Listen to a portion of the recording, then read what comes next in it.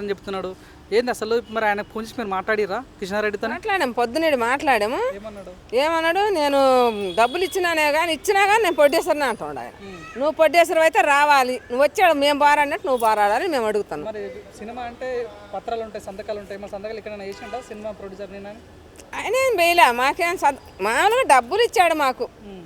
45 లక్షలు డబ్బులు ఇచ్చిండు, 20 లక్షలు పొలం కుదకట్లు పెట్టుకొని ఇచ్చిండు. మరి ఇచ్చినప్పుడు మేము ఈ డబ్బులు ఎగ్గొడతామని సినిమా మేము అమ్ముకుంటున్నామని మాకు ఇది రకంగా చెప్పి మీడియా ముందు పెట్టి మాట్లాడి చెప్పాడు.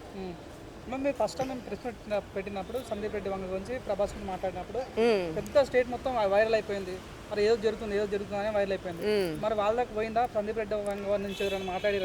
మొన్న ఈ మధ్య ఆర్టీవీలో పెట్టాం, మేము ప్రెస్ మీటింగ్ పెట్టాం కదా, అక్కడ లైవ్ అది ఇచ్చాము. ఇస్తే ఆ రోజు వంగా గారు మేనేజర్ గారు వాళ్ళు లైవ్ కలిపితే ఆయన మాట్లాడిండు, నేను పంపిస్తాము వంగా గారితో మాట్లాడి మీకు అది టైటిల్ పంపిస్తాము అని చెప్పిండు.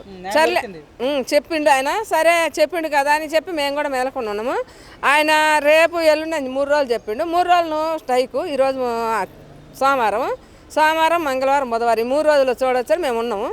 ఉండే వరకు ఈ సందుట్లో ఈయన ఈ మాట చెప్పి పంపాడు వరకు మేము ఇదేందా అని చెప్పి బాగా అసలు ఎందుకు చెప్పిండు, ఆయనకు బాకీ ఇవ్వాలి, మేము బాకీ ఇవ్వాలి, ఆయన మాకు బాకీ. మేము పొడ్డేసరు అన్నాడు కాబట్టి పొడ్డేసరుగా వచ్చి నువ్వు పెట్టుకో చెయ్యి, మేము ఇప్పుడు 2 నెలల నుంచి పోరాడుతున్నాం ఇక్కడికి వచ్చి, నువ్వు సైలెంట్గా అడగొచ్చా నేను పొడ్డేసరినంటే ఎట్ట తెలుద్దయ్యా, నువ్వు రావాలి పొడ్డేసరు అని వచ్చి ఇక్కడ చెప్పి నువ్వే పొడ్డేసరుగా డబ్బులు పెట్టు, సినిమా రిలీజ్ చేసుకుందాం, నువ్వే ఎక్కువ తీసుకో మాకు తక్కువ, మాకు ఏదైనా 50 ఇప్పుడు 50 లక్షలు అంటే 50కి చాలా అయ్యి ఉన్నది ఆడ వడ్డీలు, నువ్వేం చేస్తావో చేయమని మేము అడుగుతాను. ఇప్పుడు మీడియా మీరు ఆ రోజు ఏడ్చుకుంటా నా పెద్ద కొడుకు ప్రభాస్ నాకు సాయం చేయాలి అన్నారు.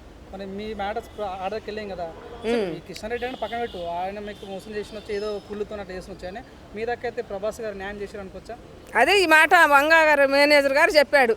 ఇది ఎంతవరకు నిజమో మాకైతే తెలియదు. ఈ నిజమో మేము మళ్ళీ జరిగింది కదా, ఇక్కడి నుంచి మేము మా ఊరు పోయి రావాలి, మా ఊరు పోయి వచ్చే వరకు మాకు ఆయన ఇచ్చిండు అనుకో దేవుడే మాకు ఆయన.